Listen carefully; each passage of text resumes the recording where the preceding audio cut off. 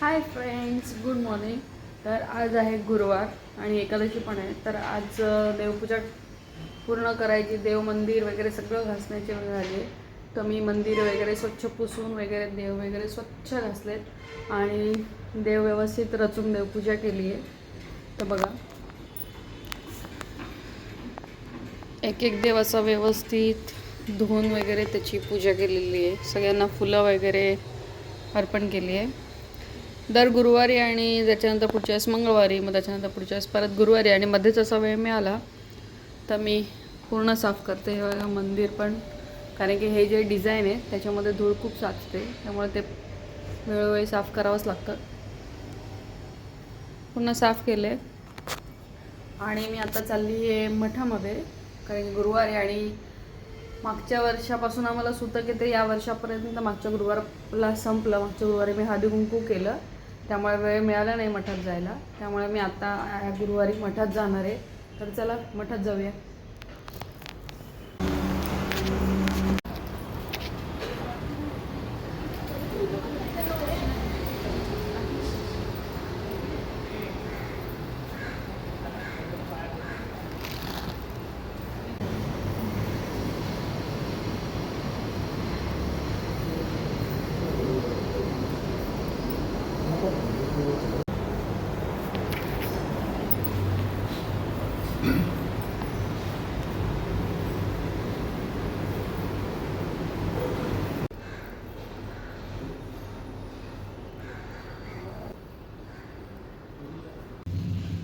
मठातून घरी आले मी आता.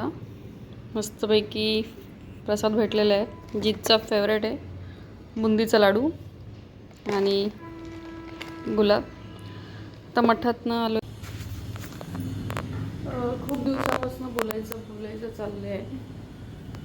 जेव्हा आपण प्रथमेशचं बघितलं, प्रथमेश कदमचं, की तो वारला म्हणून असं रील स्टार इन्फ्लुएन्सर आपल्या आईला हसवण्यासाठी, आईला म्हणजे वडील गेल्यानंतर दुःखातनं बाहेर काढण्यासाठी त्यांनी हसवण्याचा दुसऱ्यांना प्रयत्न केला. पण काय माहिती, त्याला नजर म्हणा, काही म्हणा, ती लागली किंवा आजार आहे, जेन्युइन रिझन. त्याच्यानंतर काल अजितदादा पवारांचं ऐकलं तर खूप दुःख होतं असं ऐकलं की. आणि कळत नाही की आपण म्हणजे जगतोय नक्की कोणासाठी. स्वतःसाठी, दुसऱ्यांना दाखवण्यासाठी, पैसा कमवतो कशासाठी, स्वतःसाठी तर कोणासाठी. तर खूपच म्हणजे एवढे हेक्टिक दिवस आहे आपला, की आपण काय करतो, कसं करतो, कोणाशी राग भरतो, कोणाला दुखवतो. तर मला असं वाटतं की नाही दुखवायला पाहिजे आपण कोणाला, पण होतं ते आपल्याकडनं नकळत होतं. कोणी असं इच्छा नसते कोणाची की दुखवायचं वगैरे असं. तर सोडा हो, नाही राग वगैरे धरून काहीच होत नाही, कोणाचं काय भलं होत नाही. आणि सगळ्यांनी आपापल्या परीने प्रयत्न करू सगळ्यांशी बोलण्याचा आणि राग दुसरे सोडण्याचा प्रयत्न करा. आणि 2 दिवसापासून तेच ऐकून मनाला शांत वाटावं म्हणून आज मी शांतपणे मठात गेले. खूप दिवसांनी एवढी छान वाटलं ना मठात जाऊन, खूप म्हणजे एवढी शांती वाटली. मी 10 मिनटं तिथंच बसून राहिले की आपण करतोय कोणासाठी नक्की आणि जगतोय कितीपत जगतोय आपण ते, की म्हणजे आजचा दिवस आपण बघतोय, सकाळी उठून आपण तो दिवस बघणार आहे की नाही बघणार आहे, आणि जे सकाळी कामावर गेले त्याच्यानंतर ते संध्याकाळपर्यंत परत येणार आहे की नाही येणार आहे. म्हणजे हा एक जगा, प्लीज जगा, हसत खेळत एन्जॉय करत जगा.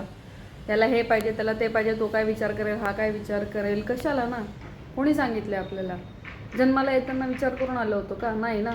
जाताना पण विचार करून नाही जाणार आहे. मृत्यू कोणालाच नाही आला. एवढ्या श्रीमंत माणसाला नाही गेला, एवढ्या मोठ्या मोठ्या लोकांना नाही गेला, आणि कोणी काहीच घेऊन जात नाही वरती, पैसा ना काहीच नाही. पण प्लीज जगा, स्वतःसाठी जगा.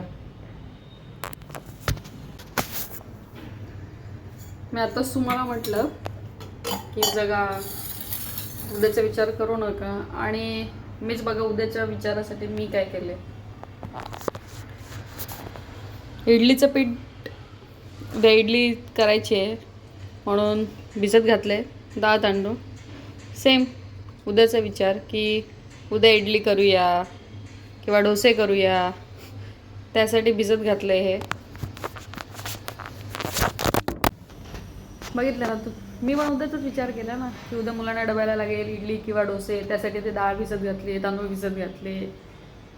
विचार, कारण की तो कधीच संपतच नाही आपला. आजचं झाल्यानंतर उद्याचं झालं की परवाचं, हे रुटीनसारखं घड्याळाच्या चाकासारखं ते चालूच राहतं. असो, पण बघा शक्यतो स्वतः जगायला शिका.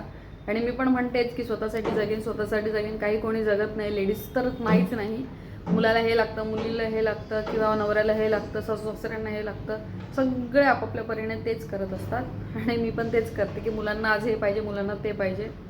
पण बघूया आता हे 2 उदाहरणं तर एवढी स्वतःच्या एवढी जवळची म्हणजे एकदमच लागली आहे मनाला. बघूया आता कितपत आपण करूया ते.